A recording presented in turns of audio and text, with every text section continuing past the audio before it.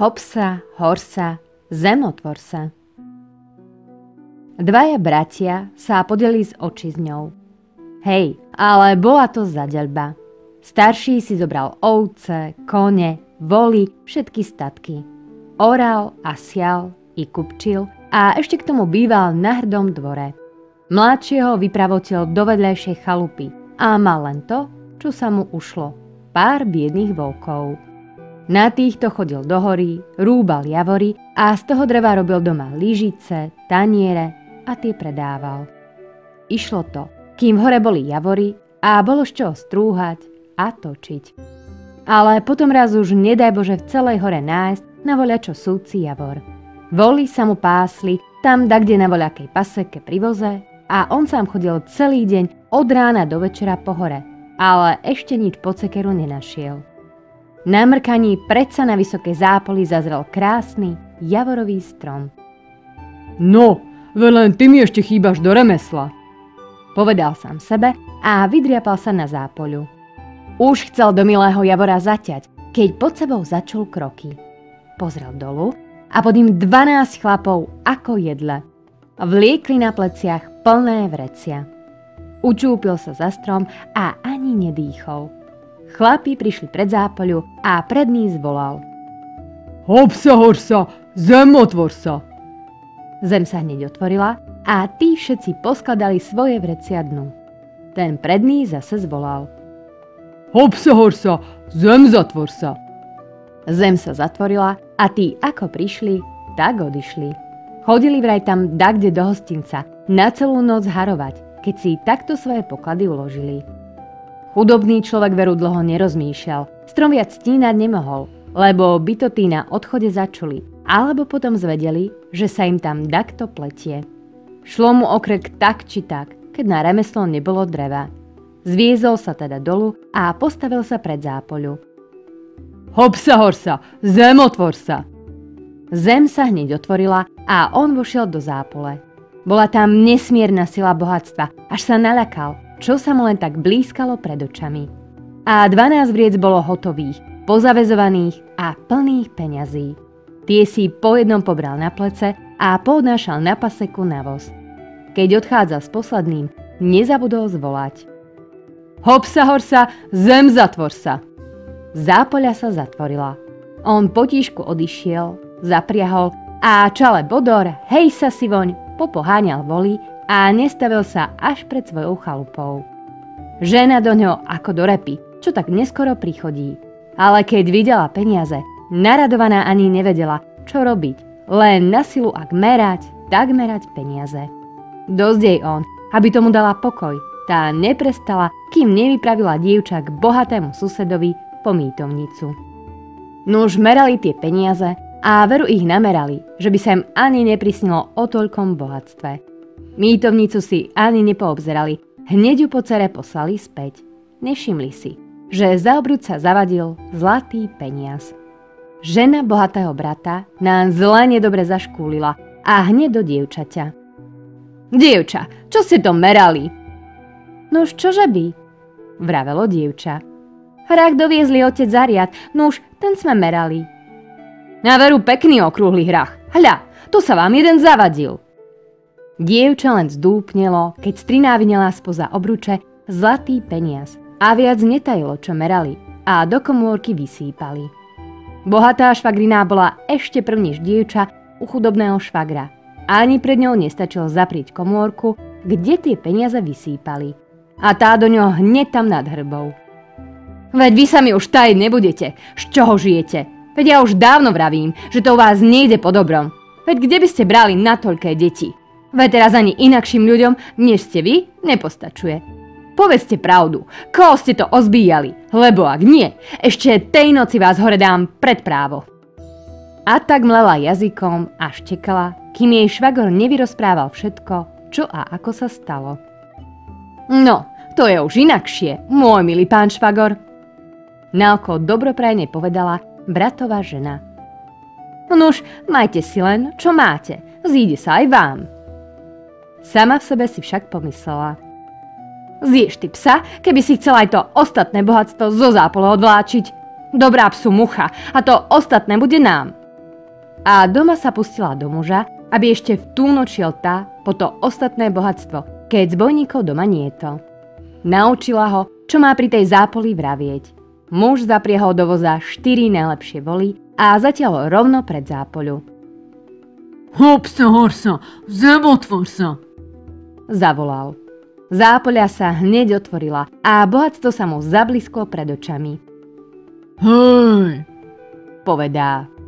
toto mi bude dosť aj pre detné deti, čo aj nikdy krížom sami nepreložia, len čo budú troviť a jesť a piť. A skočil dnu, že bude brať a na voz nakladať. Ale v tom sa Zápoľa za ním s praskotom zarútila.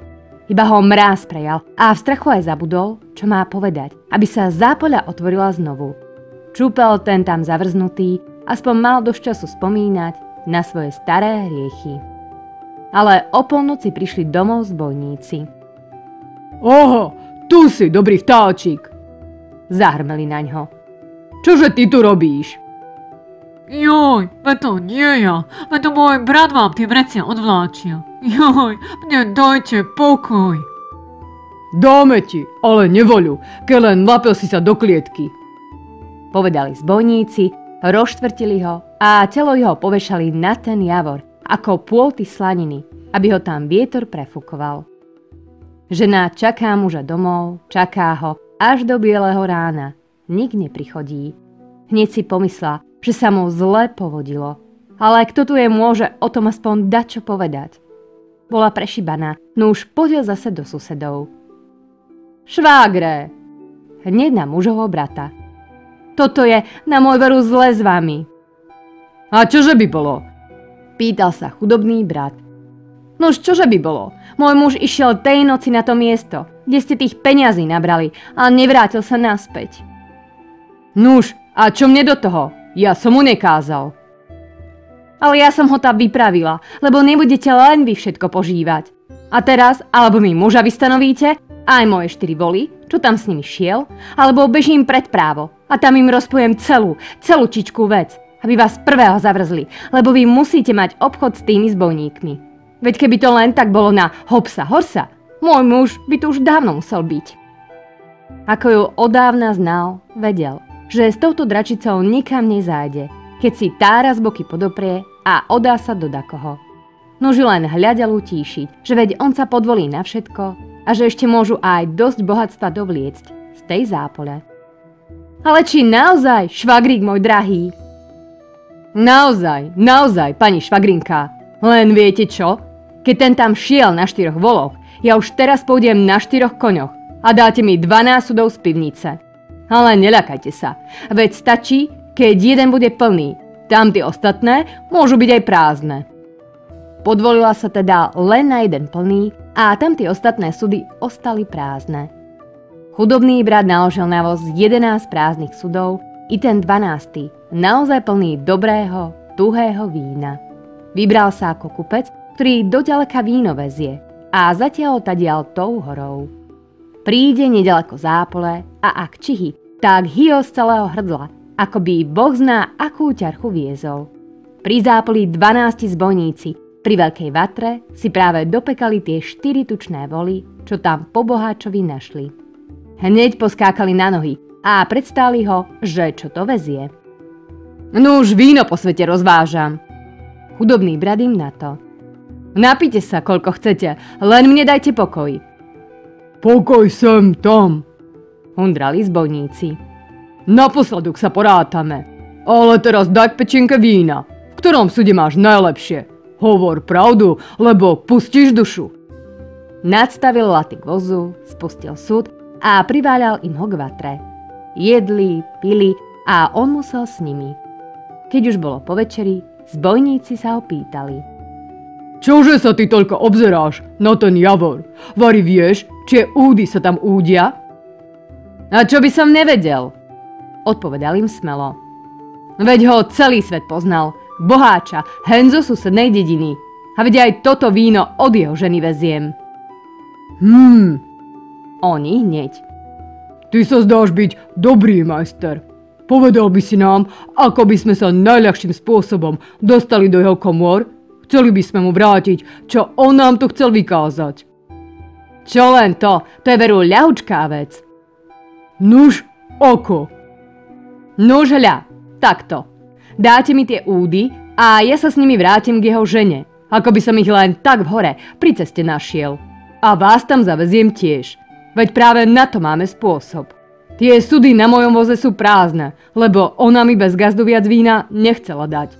Do každého zadebním po jednom z vás. V noci vás tam poskladám z voza a pošepkám vám, ako čo stojí v dome. Kedy uznáte za najlepšie, odebním vás a urobíte si, ako sami budete chcieť. Pod napitým chlapom sa to pozdalo, že takto sa môžu v prázdnych sudoch aj vyspať a potom za čerstva boháčov dom vyzbíjať. A ich pekne rúče zademniel do prázdnych sudov, bratovo telo zosňal a večer zatiahol so všetkým do bratovho dvora, odkiaľ ráno vyšiel. Bolo tam bedákania, jajkania nad rozštvrteným mužovým telom. Ale čo sa už dalo robiť? On švagrinu prehovoril, aby ani veľa nebedákala, len telo pekne pozašívala, aby ho aspoň pochovať mohli. A onže jej zatiaľ opatrí i voz, i sudy, i všetko. Ale aby sa dobre pozatvárala, aby sa ľudia o všetkom nedozvedeli. Švagrina sa v tom strachu pozamykala a zošívala mužovo telo a už tam aj vykladala nad ním, ako vedela. Ale dajme jej teraz pokoj a pozrime sa, čo robil náš majster. Len zvolal čeľaď a prikázal v kotloch olej navriaco hriať. Sám sa pobral k tým v tých sudoch a pošepkal im, že ich dá zrovna do pitvora poskladať, len aby už potom dávali pozor, lebo vraj, keď im príde druhý raz pošepkať, v dome už bude všetko spať. A tak všetky milé sudy hneď vyváľali do pitvora a obrátili hore zátkou. Keď sa olej najlepšie varil, len stoľko, že už skoro začínal horieť, majster prikázal sluhovi načierať. Prišiel k prvému sudu, zátku vyrazil a zavolal do suda. Či spíš, braček? Nespím. No, nadlož ústa, nalém ti vína, aby si bol smelší, keď ťa odebním. Zbojník ústa nadložil a ten šuch vylial mu do nich vriaci olej. Zbojník sa hneď zadusil. A tak urobil všetkým 12. Potom tam už nechal bratovú ženu to mŕtve telo zošívať a pochovávať. Sám šiel domov a ešte v tú noc ponakladal svoje peniaze na voz a odišiel bývať do mesta, kde si kúpil najkrajší dom. Ale ešte aj potom, keď mu trocha schybelo, vybral sa po tú zápoľu a rozkázal si, ako vo svojom. Hop sa horsa, zem otvor sa. Zem sa otvárala a na jeho rozkaz sa zase i zatvárala. A on si odtiaľ vyberal bohatstvá, aby bolo dosť pre neho i pre jeho detné deti, aj keby nikdy neboli krížom slamy preložili.